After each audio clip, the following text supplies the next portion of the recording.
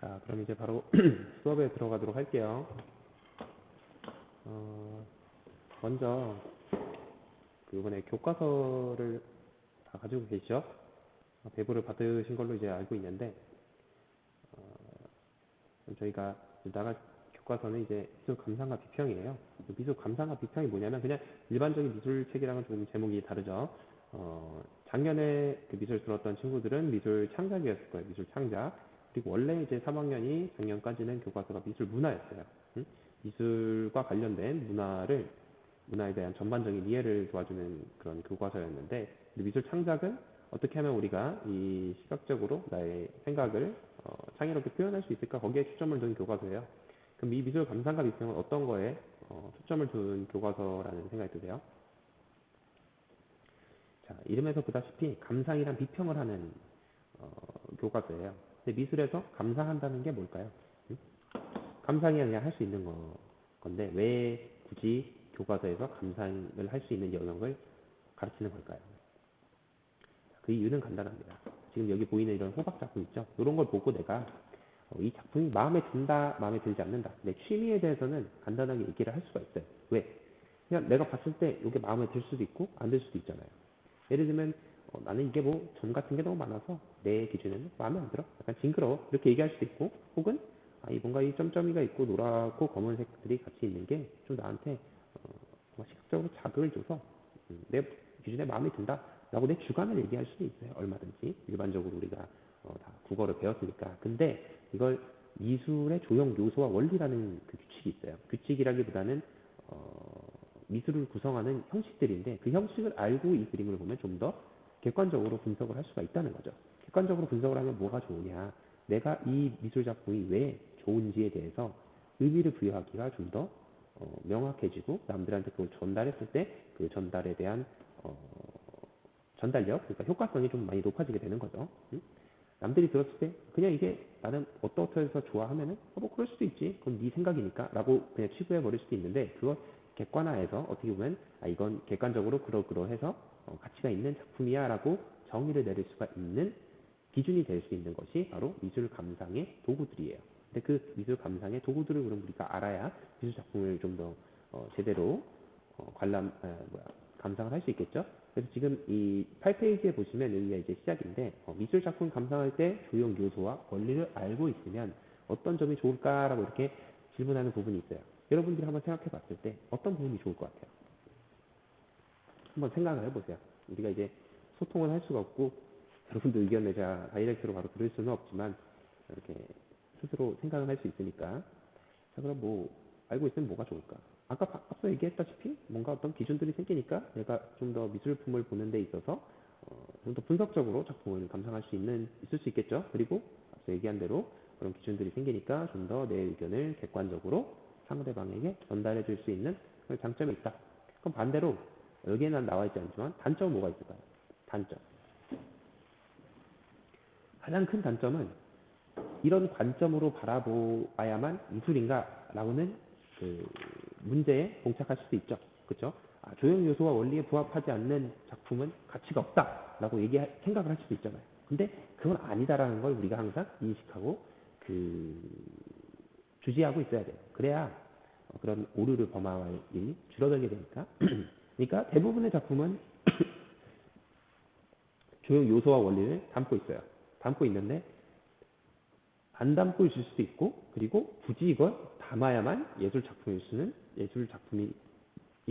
건 아니에요. 그러니까 그 편견에 일단 배제를 하고, 일단 이 기준으로 보면 대부분의 미술을 설명할 수가 있고, 남들한테 좀 더 객관적인 평가를 내릴 수가 있다. 예를 들면 그 조형 요소와 원리를 포함하지 않고 있는 작품이 뭔가 있다. 그러면 이건 조형 요소와 원리는 가지고 있지 않지만 이게 미술로서 설명되어질 수 있는 어떤 특별한 형식이 있을 거예요. 다른 어떤 그 기준점을 가지고 있을 거예요.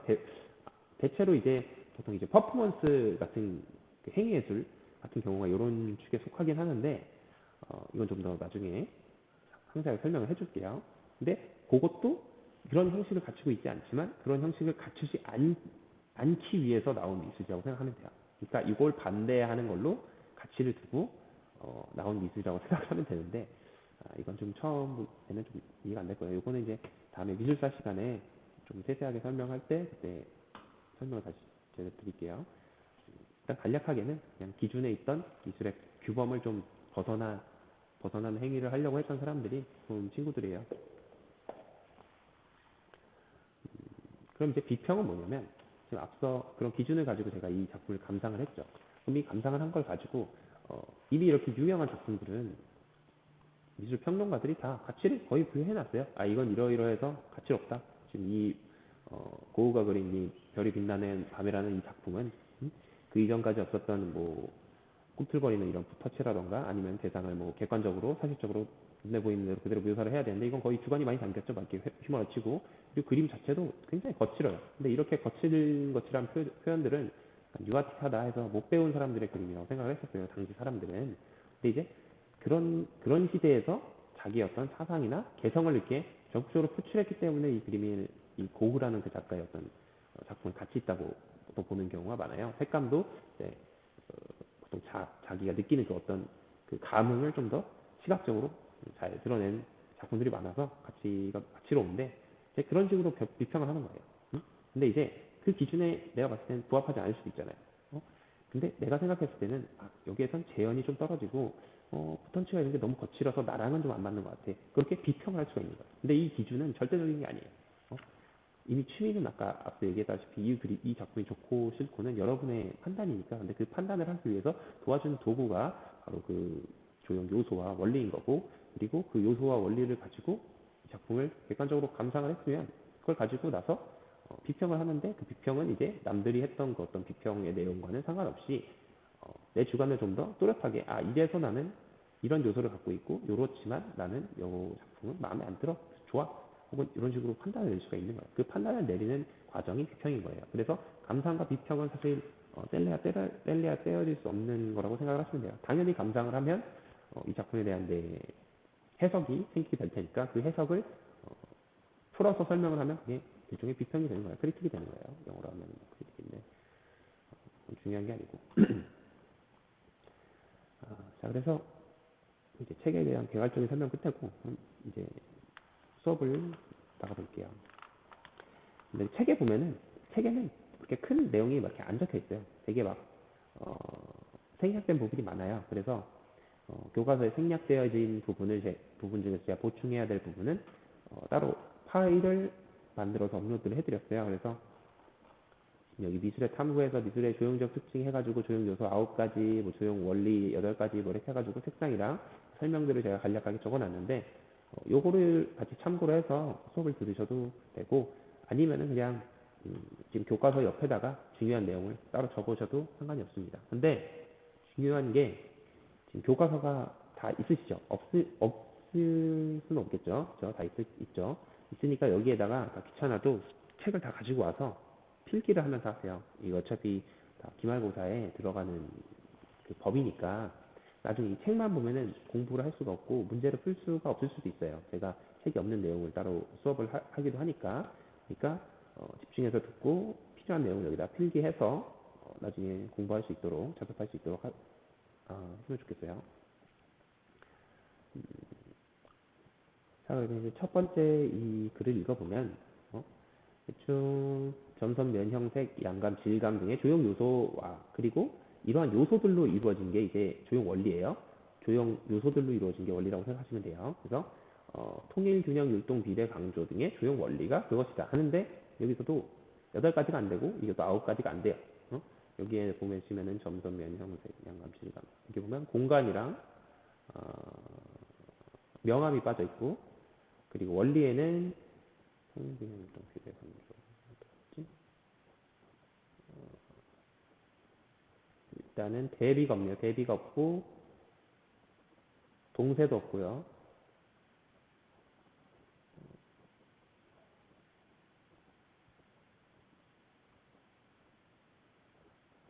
조화도 없네요. 하나, 둘, 셋, 넷, 다섯 가지. 네, 그렇게가 없는 것 같아요. 네. 변화도 없네요. 변화 통이 이렇게 세트인데 변화도 없네요. 이런 식으로 몇 개씩 빠져 있어요. 빠져 있는 것들을 제가 여기다가 넣어놨으니까 이거를 보도록 하고 요거를 옆에다가 적어주세요. 근데 여기에 뭐 이걸 다 이렇게 다 알아야 되는 건 아니고 중요한 건 이제 설명을 해줄게요. 일단 미술의 조형 요소 9가지, 미술의 조형 원리 8가지 요거는 알고 있어야 돼요. 이 9가지가 뭐뭐가 있는지 알고 있어야 되고 조형 요소의 원리 8가지 뭐뭐가 있는지는 알고 있어야 돼요. 그럼 이제 뭐 간단하게 설명을 해드릴게요. 이제 점은 이제 점선면, 형색, 명암, 질감, 뭐 양감, 공간 뭐 이렇게 돼 있는데 먼저 점은 크기값이 아닌 위치값만 가지고 있고 최소의 미술 표현 단위다. 이거 외울 필요까지는 없고 이런 거구나 알면 돼요. 일단 크기값이 아니라는 얘기는 뭐냐면 여러분들 그 그래프를 그릴 때 x랑 y축 해서 그 수학 시간에 그래프 그리죠. 그때는 이제 크기값이 나와요. 예를 들면은 점을 여기다 찍었다. 그러면 x축에서는 몇 값, 뭐 y축에서는 몇 값 이게 나오잖아요. 근데 이 기준이 없으면 그냥 점은 아무데나 찍혀 있는 거예요. 여기다 딱 찍혀 있는 거예요. 그러면 여기에 크기값이 있을까 없을까? 여기다가 y축이고 뭐고 이렇게 그릴 수가 없죠. 왜? 기준이 없으니까. 그래서 위치값만 가지고 있다는 얘기가 그 얘기예요. 크기값이 없이. 뭐 이것도 뭐 중요한 내용은 아닌데 뭐 개념을 설명하기 위해서는 좀 필요하긴 해요. 필요한 개념이긴 한데 아무튼 우리한테 중요한 건 이거예요. 최소의 미술 표현의 가능. 근데 이것도 뭐 이렇게 요까지 물어보는 거는 물어보는 거는 없으니까 있긴 있는데 물어보진 않는다는 얘기예요. 자, 그리고 시력의 이도라는 건 뭐냐면 큰 것에서 작은 것으로 시선이 이동을 한다. 우리가 어떤 산호를 지각할 때는 눈에 보이는 눈에 가장 지각이 잘 되는 건 이제 뭔가 덩치가 큰 거를 먼저 바라보게 되고 그 다음에 세부를 본다는 거예요. 뭐 예를 들면 코끼리랑 토끼 같이 있다고 생각해봐요. 그럼 눈에 보이는 게 뭐예요? 코끼리가 바로 보이죠. 코끼리를 봤다가 옆에 보니까 뭐 쬐깐한 게 뭐 움직여. 쬐깐한 게 막 움직여요. 그래서 보니까 토끼라는 거죠. 그런 식으로 큰 것에서 작은 것으로 뭐 작은 거에서 큰 거를 볼 수 있을 수도 있어요. 그것도 똑같이 시력 이도예요. 시력, 그러니까 눈이 이동을 한다. 눈이 이동을 한다. 이런 얘기인데 아무튼 작은 거에서 큰 거를 가다. 보통 이제 큰 거에서 작은 걸 본다. 이런 얘기죠. 혹은 이제 색상에서도 지금 요 8페이지에 보면 푸사마야의 이 호박, 거대한 호박이라는 이 작품이 검정색과 노란색이 같이 있는데 이러면 이제 명시도라고 해서 멀리서 봤을 때나 눈에 확 들어오는 어떤 이미지가 있어요.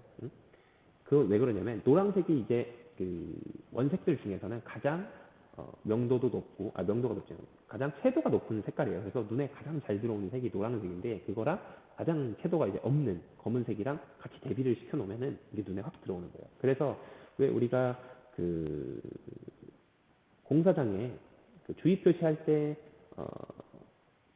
노란색 스트라이프랑 검은색 스트라이프랑 이렇게 사선으로 돼가지고 이렇게 경고 표시를 막 이렇게 달잖아요. 혹은 이제 하얀색이랑 빨간색을 섞는다던가 아니면 흰색이랑 노란색을 섞는 경우도 있고 저희 왜 과속관지턱이 그렇죠. 아니면은 우리 차도에서 그 중앙선은 무슨 색으로 되어 있어요? 중앙선은 노란색으로 되어 있는데 그 이유가 다 눈에 가장 잘 띄게 하기 위해서 시력의 그 시력을 이끌기 위해서 그런 식으로 디자인을 한 거거든요.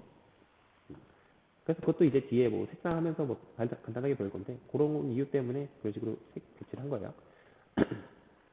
이제 그 다음은 선인데 선은 이제 점들이 반복되어서 만들어지는 선이죠. 점을 이렇게 점점점점점 찍어서 이으면 선이 되니까 그럼 이제 선은 또 선이 막 이렇게 겹쳐지면 그게 뭐가 돼요? 면이 되죠.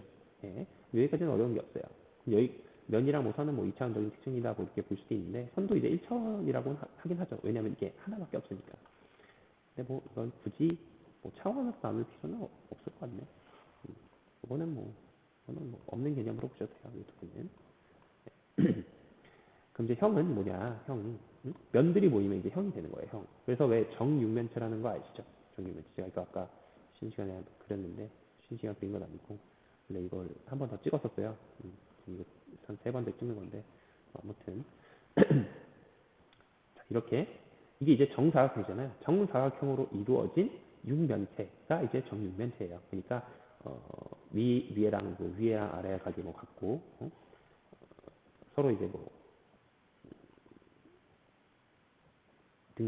등변인 것들 같은 변의 크기가 같은 것들 그런 사각형이 6개 모여가지고 만들어진 거죠. 그래서 정육면체의 대표적인 게 뭐예요? 주사위잖아요.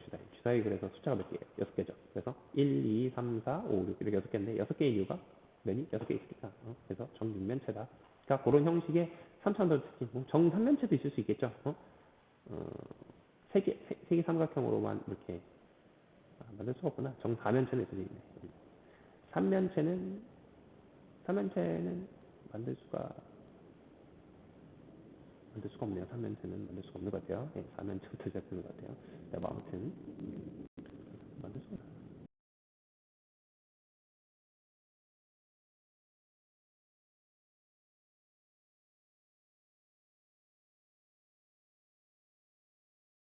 다시 이걸 이렇게 보면은 네.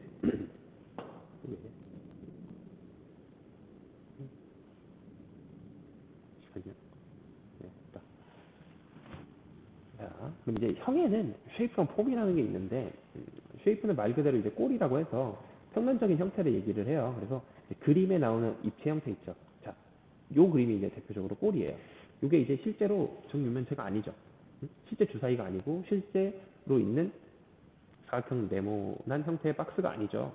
근데 우리가 시각적으로 봤을 때 요거는 그런 사각형 박스로 보여요. 그렇기 때문에 요거는 시각적인 꼴이라고 해서 쉐이프라고 명명을 한 거고, 여기 있는 폼은 이제 실제로 뭐 여러분들 뭐 집에 있는 뭐 박스라던가 상자라던가 아니면 실제 있는 사물, 그걸 이제 폼이라고 해요. 요 개념은 이렇게 나뉘어져 있긴 한데 뭐 요까지는 뭐 크게 몰라도 괜찮습니다. 요 개념까지는. 자, 이제 색은 뭐냐면 색은 이제 보통 이제 색상 큐라고 하는데 밑에 또 적어놨어요. 제가 위에 했는데 또 있구나. 아무튼 채도랑 색상이랑 명도 이렇게 있는데 색상 휴는 이제 일반적으로 빨주노초 파란보 이렇게 색깔 나누죠. 그 색상을 얘기하는 거고, 그 빨간 계열에서 가장 채도가 높고, 그러니까 채도가 높다는 거는 색상이 맑다는 얘기인데, 맑다는 얘기가 뭐냐면 빨강색에다가 다른 걸 아무것도 섞지 않은 빨강 있죠. 그런 빨강색이 가장 순수한 빨강이다 해서 가장 채도가 높은 빨강색으로 분류가 돼요. 그리고 그 빨강색을 기준으로 어, 그거보다 뭐 예를 들면은 흰색을 섞으면은 명청색이라고 해서 그 명도는 좀 더 높아지지만 채도는 또 떨어져요. 그냥 무조건 채도가 떨어지게 돼 있어. 그래서 여기다 검은색을 섞어도 당연히 채도가 떨어지고 흰색을 섞어도 당연히 채도가 떨어지는데, 아무튼 채도라는 것은 그 고유한 색깔이 얼마나 순수하게 그 색상을 유지하고 있느냐, 요거를 알려주는 거라고 보면 돼요.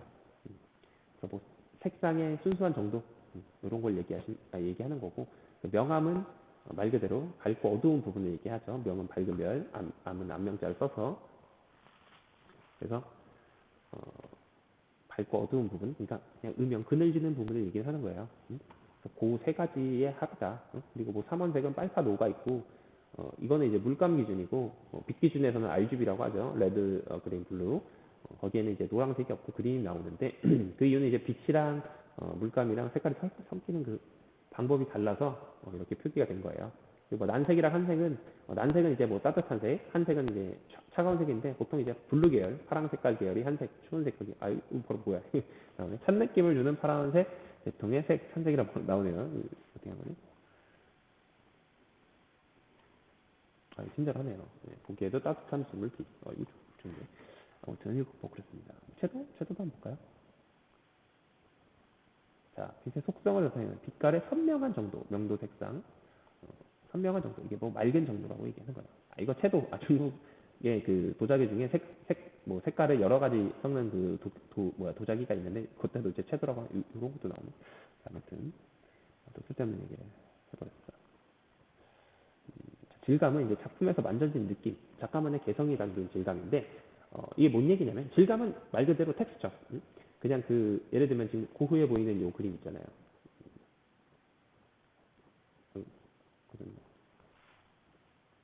잠시만요.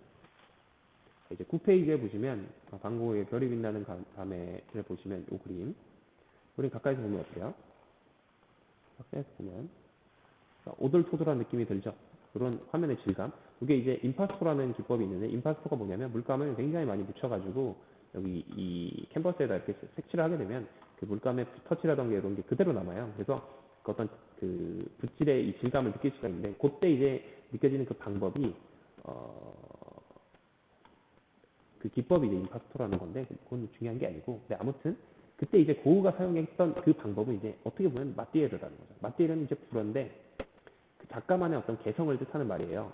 그래서 이 반고흐의 별이 빛나는 밤 이거 말고도 그 박수근이라는 그 한국화 작가가 있는데, 아니 서양화 작가가 있는데 한국 출신이에요. 한국 사람. 그 사람 작품도 이렇게 고흐처럼 이렇게 유화의 질감을 많이 임파스토처럼 두껍게 칠해가지고 그 사람은 이제 화강 같은 그 질감을 표현한 작가로 유명한데, 그래서 그런 사람의 이 텍스처는 어때요?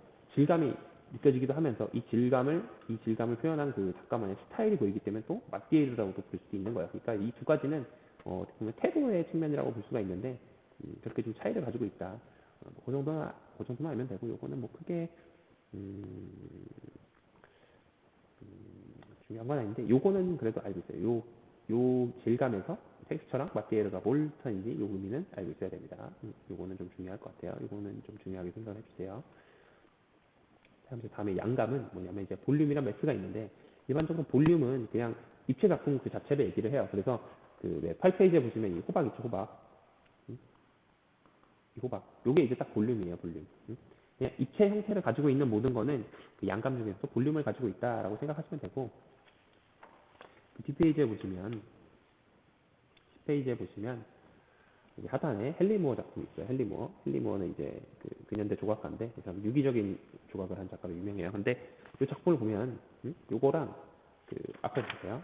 그 호박이랑 차이점이 있어요. 이 조각비 두 개 다 뭐 형태나 색깔이나 뭐 재료나 이런 거 다르긴 한데, 그거 말고도 그 형태적인 특징에서 좀 차이가 있어요. 뭐 이건 식물을 표현했고 저건 인간을 표현한다, 이런 차이 말고 봤을 때 조형적으로 다른 부분이 있어요. 뭐가 있을까요? 이 호박은 검은색 땡땡이 무늬가 있는데, 뭐 무늬가 있다 없다 이것도 빼고 형태 자체로만 봤을 때 색깔이나 이런 것도 빼고 뭐가 잘 다른 것 같아요? 혹시 찾으신 분들이 있을 수도 있는데, 지금 헨리무어 작품을 보시면 가운데 구멍이 뚫려 있어요. 구멍이. 근데 지금 호박은 어때요? 구멍이 안 뚫렸죠. 일반적인 조각은 이렇게 작품에 구멍이 뚫려 있는 경우가 드물어요. 거의 없죠. 일부러 의도해서 뚫지 않는 이상. 근데 헨리무어 작품은 이렇게 구멍이 뚫려 있어요. 그래서 왜 그럴까요? 그것은 주변 그 환경과 같이 상호 작용, 조화를 이루기 위해서 그 사람이 이렇게 의도적으로 구멍을 좀 뚫어서 주변 배경이랑 약간 어울리도록 작품을 설계를 한 거예요. 그래서 이 밑에 보면은 인체 비례를 왜곡하여 양감을 강조하였으며, 이 얘기는 뭐냐면 인체 비례를 왜곡했다. 이 얘기는 뭐냐면 사람을 사실적으로 만들지 않은 거예요. 사람을 사람처럼 안 만들었죠 지금. 응? 되게 무슨 뭐 찰흙이 뭉쳐져 있는 형태로 이렇게 만들었는데, 뭐 대충 이게 얼굴이고 이게 뭐 팔을 괴고 뭐 이렇게 약간 누워 있는 뭐 그런 모습인 것 같아라고 추측은 할 수 있지만, 이게 전체적으로 사람의 형상인지 이게 무슨 뭐 뼈의 형상인지 아니면 그냥 뭐 찰흙을 뭉쳐놓은 형상인지 구분이 안 되죠. 그렇기 때문에 인체 비례를 왜곡하여 표현하였다라고 되어 있는 거예요. 근데 그 중에서도 양감을 강조하였다고 되어 있죠. 양감은 떻게 해야 느껴지냐면 여기에 그림자가 없으면 양감이 느껴지지 않아요. 그림자가 있을 경우에만 양감이 많이 느껴져요. 근데 여기 지금 보면 여기도 그림자가 많이 느껴지고 여기도 많이 느껴지죠. 그리고 공간감도 느껴지고, 뭐 그리고 일단 입체 작품이니까 어떤 양감이 느껴진다는 얘기예요. 근데 강조했다는 얘기는 좀 더 그 음영이나 이런 게 좀 더 보이기 위해서 어떤 형태를 좀 더 과장을 했다, 이런 얘기로 해석을 하시면 되고, 뒤에 그리고 나서 중요한 문장이 나와요. 형상과 빈 부분이 조화를 이루게 하였다. 이 얘기가 뭐냐면 형상 있죠, 형상. 이 사람이 누워있는 이 형상에다가 플러스로 주변과의 조화를 이루게 하기 위해 뭐를 했다? 구멍을 뚫었다. 근데 이 구멍 뚫어서 조화를 이루는 게 뭐냐면 그게 바로 S예요. 예. 그래서 여기서 매치의 설명에 보면 허공간과 실공간을 포함한 작품의 주변과 작품 자체의 공간감이라고 되어 있죠. 여기서 말하는 허공간은 허공간, 허구의 공간, 응?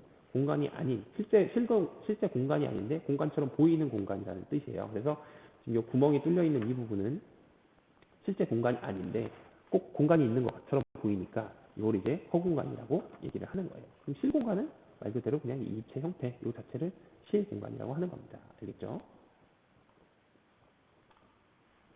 그래서 좀 이해가 안 되시면 다른 예를 하나 좀 들어드리자면, 볼륨은 이제 나무를 생각하시면 돼요. 나무. 그럼 이제 매스는 뭐냐면 그 나무들이 모여 있는 거. 그러니까 숲이나 아니면 산 뭐 이런 걸 생각하시면 좀 도움이 되실 거예요. 그래서 볼륨 같은 거는 하나의 객체, 하나를 의미를 하는데, 매스는 그 하나 말고 그 주변을 형성하는 어떤 무언가, 그 군집을 이룬 무언가, 혹은 그 주변에 있는 환경까지도 고려하는 그런 형태라고 생각을 하시면 돼요.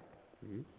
그래서 작품 중에 방금 그 헨리 무어처럼 그냥 구멍을 뚫어서 구멍을 통해서 뭐 이렇게 좋아하는 것도 있고, 그거 말고도 이제 대지 미술이라고 해서 아예 그 대지 메시브 자체에다가 작품을 설치해서 그 주변 환경과 아예 그 동화를 이루는 그런 설치 미술 작품도 있어요. 그걸 이제 보통 대지 미술이라고 하는데, 그런 작품도 다 메스의 개념인 거죠. 일반적으로 볼륨은 그냥 저희가 이제 미술관에 가서 보는 이제 어떤 조각품 하나, 이 객체를 이야기한다고 생각하면 되고, 이제 매스는 보통 어떤 구역에 설치되어 있는 작품들을 보통 매스감을 가진다고 생각을 하시면 돼요. 특히 그 중에서도 구멍이 뚫려 있는 그런 작품들은 100%죠. 그 구멍에 있는 공간을 통해서 밖에 있는 자연 풍경이 보인다던가 아니면 그 주변 공간이 보이니까 그런 걸로 이제 조화를 이룬다는 의미로 받아들이시면 돼요. 이제 마지막 이제 공간은 건축적 공간, 조각 공간, 그리고 회화적 공간 이렇게 세 가지가 있는데 여기까지는 몰라도 사실 그냥 몰라도 되는데 아무튼 건축적 공간은 이제 실제 이동할 수 있는 공간. 왜 우리가 그냥 건물 안에 있는 이런 공간 있죠? 그런 데는 실제 우리가 움직이면서 막 이렇게 활동할 수 있잖아요. 그러니까 뭐 실공간이라는 얘기도 하고 하는데 아무튼 실제로 이동할 수 있는 공간은 건축적 공간이라고 얘기를 하고 그럼 조각적 공간은 뭐냐? 조각적 공간은 말 그대로 그냥 조각품이 차지하고 있는 그 공간을 얘기를 해요. 그래서 뭐 이 네모 상자가 이제 조각품이라 생각하면 이 네모가 만질 수가 있잖아요. 우리가 여기 있으니까 대상이. 근데 얘는 공간이 없죠. 우리가 조각 작품 위에를 막 이렇게 돌아다닐 수 없잖아요. 뭐 그런 조각품도 있기는 한데 일반적인 조각을 얘기하는 거예요. 일반적인 조각품에는 이동할 수 없으니까 초각적인 공간이다. 초각 만져면서 우리가 그 개념을 살펴볼 수가 있으니까. 그럼 그 다음으로는 회화적인 공간, 가상 공간이라고 있죠. 요거는 다시 이해를 들어서 좀 그렇긴 한데 요거 이제 그다음에는 그림으로 그려보자 이거예요. 그림으로 봤을 때 이건 어때요? 여기에 있는 어떤 공간감이나 이게 지금 뒤로 이렇게 작아져 보이면서 우리가 이렇게 위에서 아래를 내려다보는 상자같이 보이는데 이게 사실은 뭐다? 상자가 아니고 그냥 천으로 이루어져 있는 그림이다. 이런 걸로 알려주는 거예요. 그래서 가상 공간이다. 이렇게 세 가지 공간을 나눌 수가 있습니다. 자, 그러면은 일단 조형 요소 9가지 여기까지만 일단 설명을 하고 잠깐 영상을 끊었다가 다시 나눠서 다음 바로 저는 원리 8가지를 설명하도록 할게요. 이게 지금 못 올라갈 수도 있겠다 이거.